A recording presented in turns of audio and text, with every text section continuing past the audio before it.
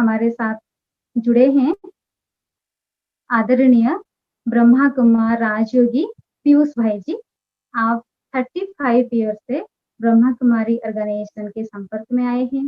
परमात्मा की पुकार को आप रिस्पेक्ट देकर अपने संपूर्ण जीवन को इस ईश्वरीय कार्य में समर्पित किए हैं।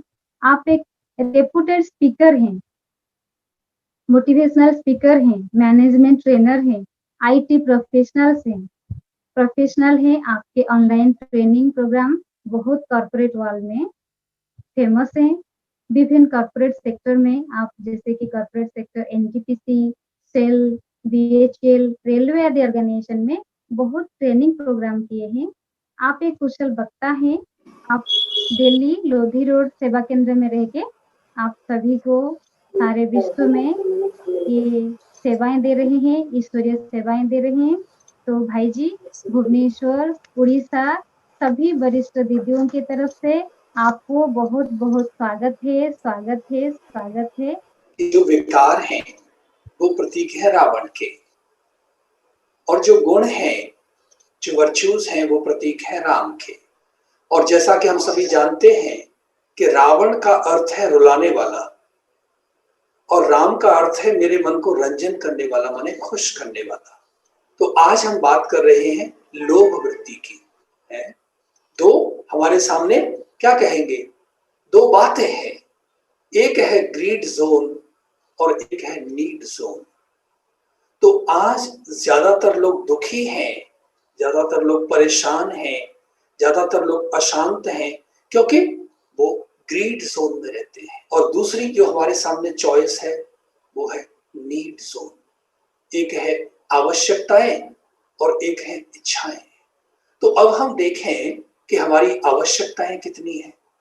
वो तो बहुत कम है, थोड़ा ही खाना है। हमें डॉक्टर भी कहते हैं 2 ही रोटी खानी है, और वैसे भी हम भक्ति मार्ग में कहते आए हैं दाल रोटी खाओ प्रभु के गुण गाओ।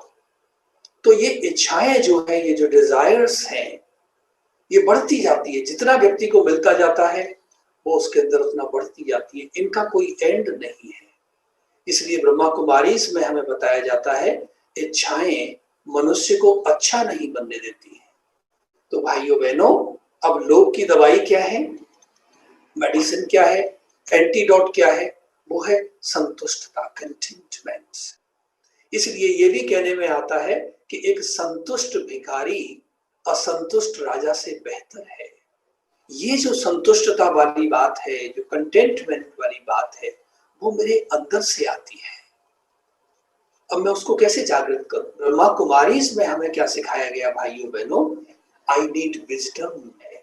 तो ब्रह्मा कुमारी में जो हमें मेडिटेशन सिखाया जाता है वो हमें विजडम प्रदान करता है, वो हमें बुद्धिमत्ता प्रदान करता है। उससे हमारा मनोबल जागृत हो जाता है, उससे हमारा आत्मबल जागृत हो जाता है। और जब हमारे अंदर आत्मबल जागृत हो जाता है तो फिर कहते हैं कोई काम नहीं है मुश्किल जब किया इरादा पक्का। आप अपने परिवार में घोषणा कर दीजिए, आप अपने ऑफिस में बता दीजिए कि आज से मैंने लोभ वृत्ति का परित्याग कर दिया है। I have given up greediness, लालच को मैंने छोड़ दिया है। तो आप देखेंगे जब पब्लिकली किसी चीज का आप अनाउंसमेंट कर देते हैं तो जब भी वो विकार आपके अंदर आएगा तो आपको लगेगा नहीं, मैंने तो मना कर दिया है, मैंने लोगों को बोला हुआ है। तो आप अपने आप को रोक सकेंगे। हमारे अंदर लोभ की वृत्ति क्यों आई भाइयों बहनों? क्योंकि हम या तो भूतकाल में चले जाते हैं या तो हम भविष्य की चिंताओं में डूब जाते हैं। तो ब्रह्मा कुमारी में हमें ये ज्ञान दिया गया कि जो भूत है वो सपना है, भूत सपना है और भविष्य कल्पना है, लेकिन वर्तमान तो मेरा अपना है। यदि मुझे लोभ को छोड़ना है, if I really want to give up greediness, तो मुझे वर्तमान में जीना पड़ेगा। आज संसार क्यों नहीं बदल रहा है? क्योंकि हमारे संस्कार नहीं बदल रहे हैं। तो परमात्मा हमारे संस्कार बदलने के लिए आए हैं। और आज हमें ये संकल्प ले लेना है कि चाहे कुछ भी हो जाए, लेकिन मुझे लोभ वृत्ति को अपने जीवन से निकाल देना है।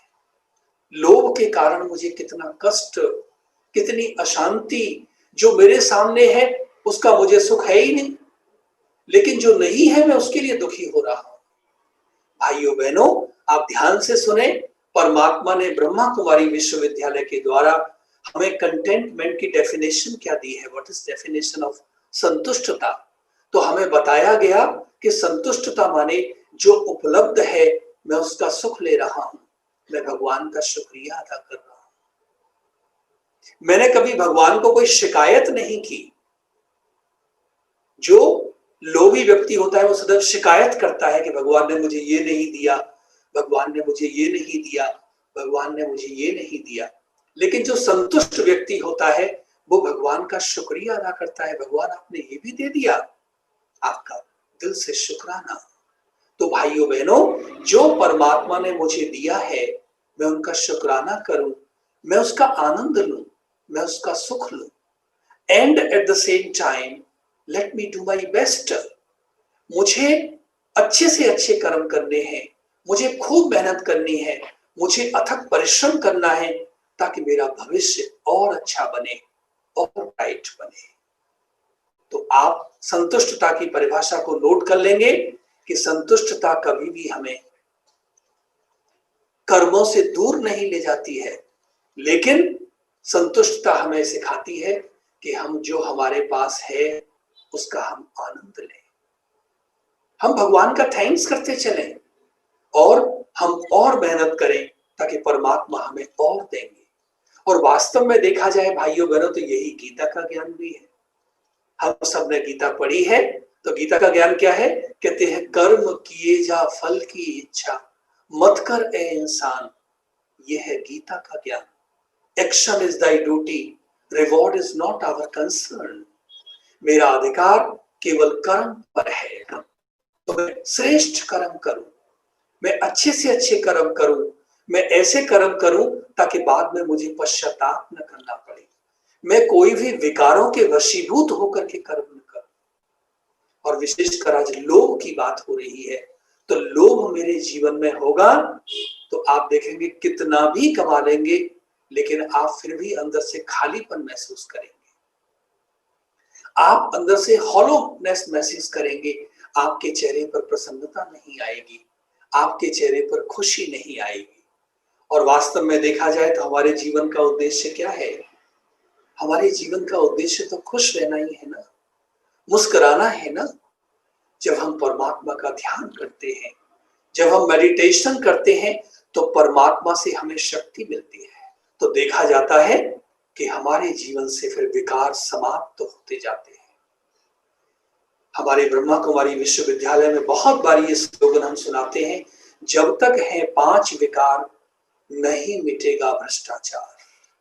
भाइयों बहनों, सरकारों ने बहुत नियम बना लिए, बहुत कानून बना लिए, लेकिन करप्शन क्यों नहीं मिट रहा है, भ्रष्टाचार क्यों नहीं मिट रहा है? क्योंकि लोग उस कानून की कोई ना कोई तोड़ निकाल लेते हैं। तो आज हमें कानून से ज्यादा जरूरत भाइयों बहनों किस बात की है कि जो ऑलरेडी कानून बने हुए हैं क्या मैं उनका प्रतिपालन कर रहा हूं? यदि मैंने कोई गलत कर्म कर लिया तो आप नोट कर लीजिए, परमात्मा भी आपको उसके परिणाम से बचा नहीं सकते हैं। इसलिए कहने में आता है कि पाप के फल से बच नहीं सकते हैं, पाप के फल से नहीं बच सकते हैं, इसलिए पाप करने से बचिए। तो लोभ भी एक प्रकार का पाप है, मैं दूसरों का हिस्सा लेने की कोशिश कर रहा हूं। इसलिए बापू गांधी ने कहा था कि प्रकृति ने हमें इतना दिया है कि हमारी आवश्यकताओं की पूर्ति हो जाएगी, लेकिन हमारी इच्छाओं की पूर्ति होने वाली नहीं है।